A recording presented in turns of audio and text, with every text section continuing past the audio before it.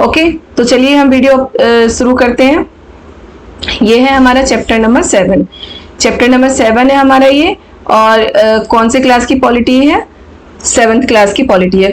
Class भी 7, chapter भी 7। Okay, chapter का नाम है हमारे आसपास का बाजार। तो वीडियो स्टार्ट करने से पहले जिन्होंने अभी तक चैनल को सब्सक्राइब नहीं किया वो प्लीज चैनल को सब्सक्राइब कर दें, कमेंट जरूर करें और वीडियो अगर पसंद आए तो वीडियो को लाइक भी जरूर करें।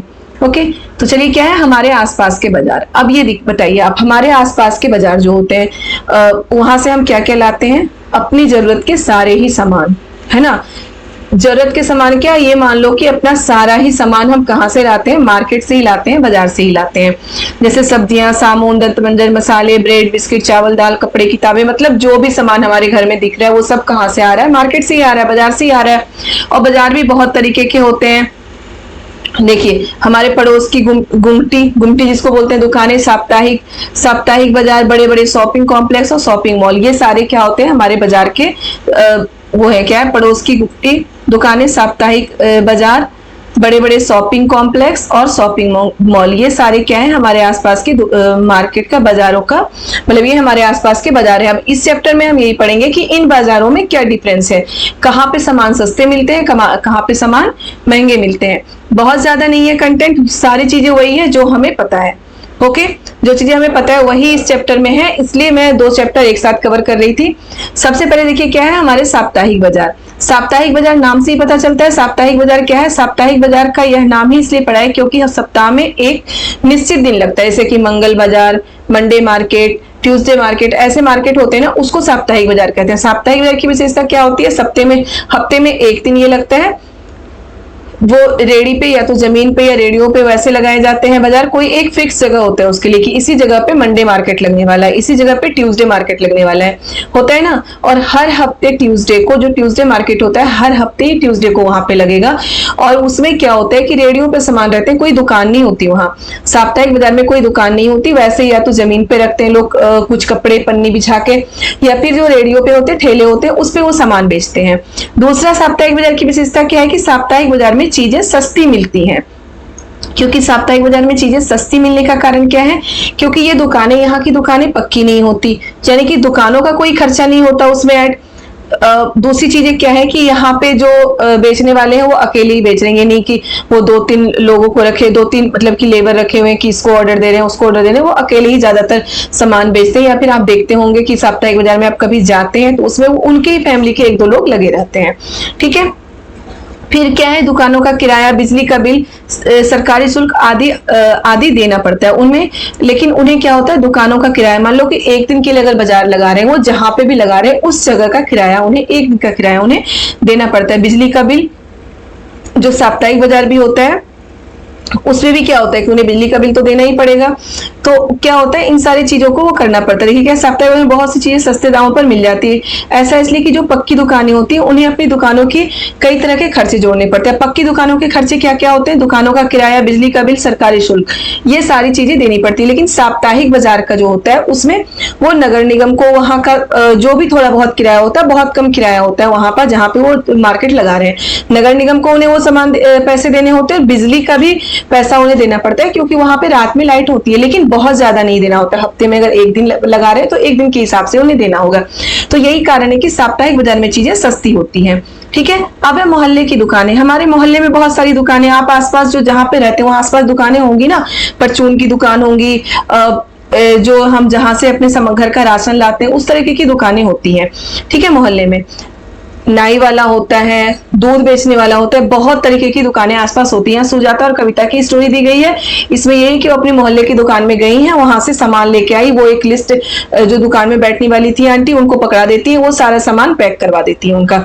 और मोहल्ले की दुकानों में एक चीज और फायदा क्या होता है कि हम वहां से उधार भी ले सकते हैं। इसमें यही है कि ये दोनों सामान ले लेते हैं और जो भी 3000 का सामान वो लेते हैं अपने राशन के लिए।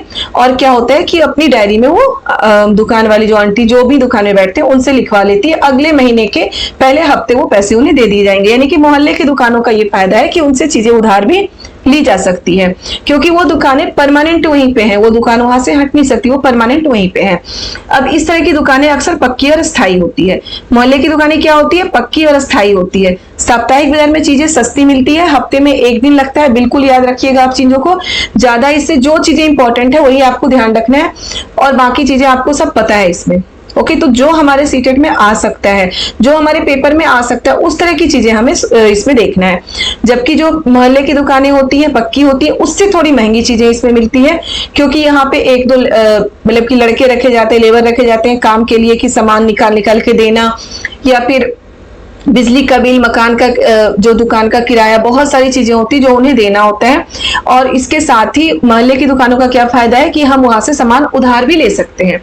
ठीक है, अब देखिए, हम सप्ताह के किसी भी दिन और सबसे बड़ा फायदा क्या है कि सप्ताह के किसी भी दिन और किसी भी समय इस दुकान से हम दुकान पर जा सकते हैं। मोहल्ले की दुकान में क्या होता है? सप्ताह के किसी भी दिन और किसी भी समय जा सकते हैं। अब साप्ताहिक बाजार में क्या होता है? मान लो मंगलवार का दुकान, मंगलवार हो, मतलब कि ट्यूसडे मार्केट हो, तो हम ट्यूसडे को ही तो सामान ले सकते हैं वहां से। अब किसी और दिन, साप्ताहिक बाजार में ये भी चीज है कि हमारी जरूरत की सारी चीजें वहां मिल जाती हैं। ओके, लेकिन किसी और दिन हमें कुछ चीज की जरूरत पड़ गई तो हमें कहाँ जाना होगा? मोहल्ले की दुकानों में ही जाना होता है। ओके, अब उसके बाद है शॉपिंग कॉम्प्लेक्स। ठीक है, साप्ताहिक बाजार हम देख चुके हैं, मोहल्ले की दुकानें देख चुके हैं, अब शॉपिंग कॉम्प्लेक्स। साप्ताहिक बाजार और साप्ताहिक और दूसरा पड़ोस की दुकानों का बाजार। अभी हमने क्या क्या पढ़ लिया? एक तो साप्ताहिक बाजार और दूसरा क्या था? पड़ोस की दुकानों का बाजार। ये दो चीज हम पढ़ चुके हैं। अब हम देखेंगे शॉपिंग कॉम्प्लेक्स क्या होता है। शॉपिंग कॉम्प्लेक्स क्या होता है? ये बहुमंजिला वातानुकूल, यानी कि एसी लगी हुई दुकानें होती हैं, कई मंजिले होते हैं उसमें, और एसी लगी हुई दुकानें होती हैं, जिनकी अलग अलग मंजिलों पर अलग अलग तरह की वस्तुएं मिलती हैं। इन्हें मॉल भी कहते हैं। शॉपिंग कॉम्प्लेक्स को क्या कहते हैं? शॉपिंग मॉल भी कहते हैं। ठीक है, इन्हें क्या होता है? अलग अलग मंजिल पर अलग अलग दुकानें होती है, और सभी मतलब बड़ी बड़ी ब्रांडेड कंपनियों की दुकानें वहां पे मिलती है शॉपिंग कॉम्प्लेक्स में या फिर शॉपिंग मॉल में। बड़ी बड़ी ब्रांडेड, आप मॉल में अगर जाते हैं तो क्या होता है? ज्यादातर लोग, आप खुद भी समझ रहे होंगे कि मॉल में हम किस लिए जाते हैं? ज्यादातर घूमने ही जाते हैं, कि घूम ले, खरीदना कम चाहते हैं, है ना। मैं भी जाती हूँ तो घूमने के लिए जाती हूँ, बहुत शायद ही कभी वहां से कुछ खरीद के लाती हूँ। घूम के आ गए, देख लिए सामान, घूम के आ गए, यही करती हूँ मैं भी जाके। और उसमें क्या होता है कि बड़ी बड़ी कंपनियों के ब्रांडेड सामान ही वहां पे मिलते हैं। ब्रांडेड सामान मतलब कि हर ब्रांड का सामान आपको शॉपिंग कॉम्प्लेक्स या शॉपिंग मॉल में मिल जाएगा। ओके, बिना ब्रांड के उत्पादों की तुलना में इस ब्रांडेड सामान की कीमत का बोझ केवल कुछ लोग ही उठा पाते हैं। अब क्या होता है कि जो ब्रांडेड सामान होते हैं वो बहुत कीमती होते हैं, बहुत कॉस्टली होते हैं। आप कोई कपड़ा लेने जाइए, ठीक है, किसी ब्रांड का कपड़ा लेने जाते हैं, वो बहुत कॉस्टली होगा। और उसी टाइप का कपड़ा हम कैसे ले सकते हैं? कम रेट में भी हम ले सकते हैं दूसरे दुकानों से। तो मैं तो प्रेफर करती हूँ भाई कम रेट के कपड़े लें। मैं कुछ नहीं, ये नहीं बोल रही किसी ब्रांड के ना लो, जिनको पसंद है वो लें, लेकिन वही होता है कि कम रेट के कपड़े भी हम ले सकते हैं। लेकिन जो शॉपिंग कॉम्प्लेक्स और शॉपिंग मॉल में है उसमें ब्रांड के कपड़े मिलते हैं, और ब्रांड के कपड़ों का कीमत बहुत ज्यादा होता है। तो क्या होता है? केवल कुछ लोग ही ब्रांड के कपड़ों की कीमत का बोझ उठा सकते हैं। सभी के लिए उतना मतलब कि महंगे कपड़े पहनना, ये कपड़े की बात नहीं है, हर चीज बहुत ज्यादा महंगा यूज करना सभी के लिए, सभी के बस की बात नहीं होती है। अब है बाजारों की श्रृंखला। तो ये तो हम देख चुके हैं, मोहल्ले की दुकान, साप्ताहिक बाजार, मोहल्ले की दुकान और शॉपिंग कॉम्प्लेक्स या शॉपिंग मॉल। तीनों में अंतर आपको समझ में आ गया। सबसे सस्ता कौन सा होता है? साप्ताहिक बाजार। साप्ताहिक बाजार हफ्ते में एक दिन लगता है, उसमें सामान हमें सस्ती मिलती है, सारे सामान वहां पे मिल जाता है। दूसरा होता है मोहल्ले की दुकानें। मोहल्ले की दुकानें के फायदे बहुत होते हैं कि थोड़ा सा जो साप्ताहिक बाजार है उससे महंगा सामान वहां पे मिलता है, लेकिन हम हफ्ते में किसी भी दिन जाके वहां से सामान ले सकते हैं। दूसरा क्या है कि वहां से कुछ जो मोहल्ले की दुकानें होती है वहां से हम उधार सामान भी ले सकते हैं, क्योंकि वो बिल्कुल परमानेंट वहीं पे, वहां से वो हटने वाली दुकानें नहीं है, इसलिए उधार सामान भी वो दे देते हैं। ठीक है, अब है बाजारों की श्रृंखला। बाजारों की श्रृंखला बनती कैसे है? देखिए, पहले थोक व्यापारी बड़ी मात्रा या संख्या में सामान खरीदता है। अब बाजारों की श्रृंखला बनती कैसे है कि मान लो कि कोई मिल से, कपड़े का एग्जाम्पल मैं आपको दे रही हूँ क्योंकि नेक्स्ट चैप्टर हम कपड़े के लिए पढ़ेंगे। ठीक है, तो मान लो किसी मिल से कपड़ा मिल से हम कपड़ा मिल में क्या होता है, कॉटन बन के कपड़ा मिल में चला गया, वहां से कपड़ा तैयार हो गया, कपड़े तैयार हो गए, सब कुछ होके उसका फिनिशिंग होके कपड़े तैयार हो गए। अब वो क्या करेंगे, जो थोक व्यापारी हैं, ठीक है, थोक व्यापारी वही मिल से कपड़ा उठा के लाएंगे थोक में, बहुत ज्यादा थोक में, और वही थोक व्यापारी से जो छोटे छोटे दुकान वाले होते हैं उनसे कपड़े खरीदते हैं, थोक व्यापारियों से वो कपड़े खरीदते हैं। ठीक है, देखिए पहले थोक व्यापारी बड़ी मात्रा या संख्या में सामान खरीद लेता है, जैसे सब्जियां, यह थोक व्यापारी कुछ किलो सब्जी नहीं खरीदता बल्कि बड़ी बड़ी मात्रा में 25 से 100 किलो तक सब्जियां खरीदता है। मैं कपड़ों का एग्जांपल दे रही हूँ, यहाँ सब्जियों का एग्जांपल है। क्या करते हैं, सब्जियां ये कुछ नहीं कि 2-4 किलो, 25 से 100 किलो के बीच वो सब्जियां खरीदता है। और क्या करेगा, सब्जियां चूंकि खराब होने की चीज है तो अब 100 किलो से भी ज्यादा नहीं खरीदते हैं, उतना खरीदते हैं। अब उन थोक व्यापारियों से क्या होता है, जो खुदरा व्यापारी होते हैं यानी कि छोटे छोटे व्यापारी होते हैं, उनसे थोड़ी थोड़ी वो चीजें खरीदते हैं और फिर वो जिनसे जो कि वैसे व्यापारी होते हैं जिनसे हम सामान लेते हैं।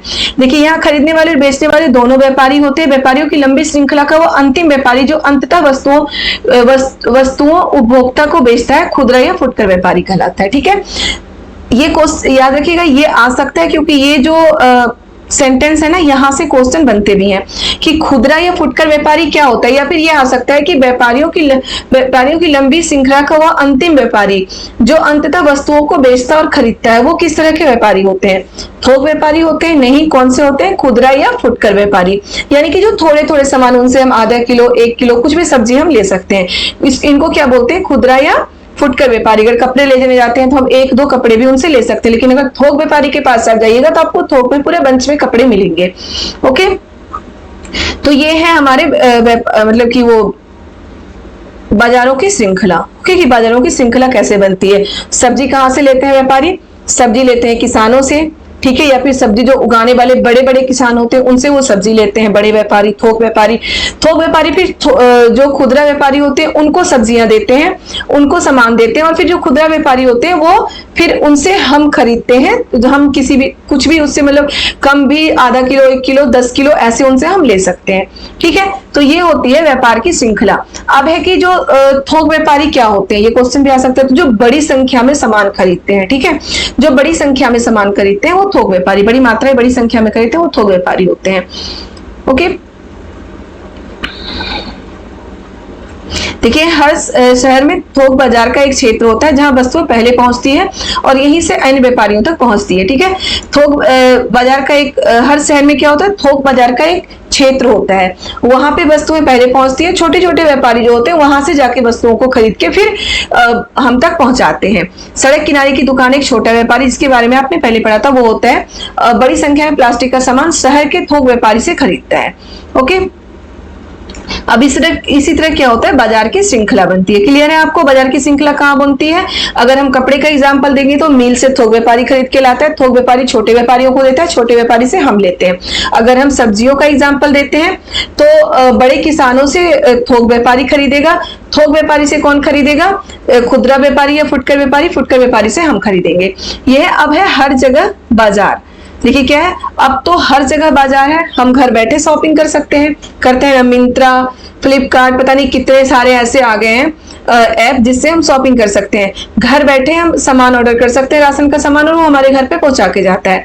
तो इसी को कहते हैं हर जगह बाजार। हम कहीं भी बैठे हुए इंटरनेट के थ्रू हम कहीं से कुछ ऑर्डर कर सकते हैं और वो सामान हमारे घर चला आता है। तो पहले तो हमें दुकानों में चल के जाना पड़ता था, लेकिन अब धीरे धीरे जैसे ही तकनीक डेवलप होती जा रही है, वो क्या हो गया, हमारी जिंदगी बहुत ही आराम की हो गई है। ठीक है, जो इतनी आराम भी सही नहीं होती हमारे लिए। ठीक है, देखिए क्या, अब तो तरह तरह के सामान के लिए फोन या इंटरनेट पर भी ऑर्डर दिए जाते हैं और सामान आपके घर पहुंच जाता है। होता है ना, इसी को क्या बोलते हैं कि हर जगह बाजार। हम घर बैठे, अभी बैठे बैठे आप ऑर्डर कर सकते हैं, आपके घर पे सारा सामान पहुंच जाएगा। देखिए क्या, यह जरूरी नहीं कि वह केवल बाजार की दुकानों से ही होता है। क्या है, आपने देखा होगा कि नर्सिंग होम और डॉक्टर के क्लिनिक में भी कुछ कंपनियों के प्रतिनिधि अपना सामान बेचने का कार्य करते हैं। होते हैं ना, जो एमआर वगैरह होते हैं, वो नर्सिंग होम या क्या करते हैं, डॉक्टर की क्लिनिक में अपना सामान मतलब अपनी कंपनी की दवाई बेचने के लिए आते हैं। बेचने के लिए वो डॉक्टर्स को बोलते हैं कि आप अपने पर्ची में हमारी कंपनी की दवाइयां लिखें ताकि मार्केट में वो दवाइयां ज्यादा बिके। वो इस तरह से वहां पे आते हैं। हम इस तरह हम देखते हैं कि बेचना खरीदना कई तरीकों से चलता है। ठीक है, बेचना खरीदना क्या होता है, कई तरीकों से चलता है। अब है बाजार और समानता। तो बाजार में समानता देखने को मिलती है आपको क्या? देखिए, इस अध्याय में हमने आसपास के कुछ बाजारों पर नजर डाली। इसमें हमने साप्ताहिक बाजार से लेकर शॉपिंग कॉम्प्लेक्स तक की दुकानों और दुकानदारों को देखा। इन दोनों दुकानदारों में बड़ा अंतर है। एक छोटा पूंजी के व्यवसाय करने वाला और दुकानदार है, जबकि दूसरा दुकान की के लिए बड़ी पूंजी खर्च कर सकता है।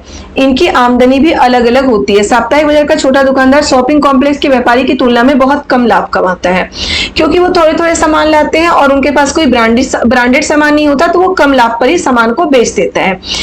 इसी तरह खरीदारों की भी अलग अलग स्थितियां हैं। बहुत ऐसे होते हैं जो सबसे सस्ता मिलने वाला सामान भी खरीद पाने में की स्थिति में नहीं होते।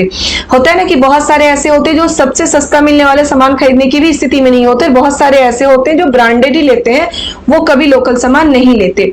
तो ये है बाजारों में क्या? असमानता। बेचने वाले में भी असमानता है और खरीदने वाले में भी असमानता है।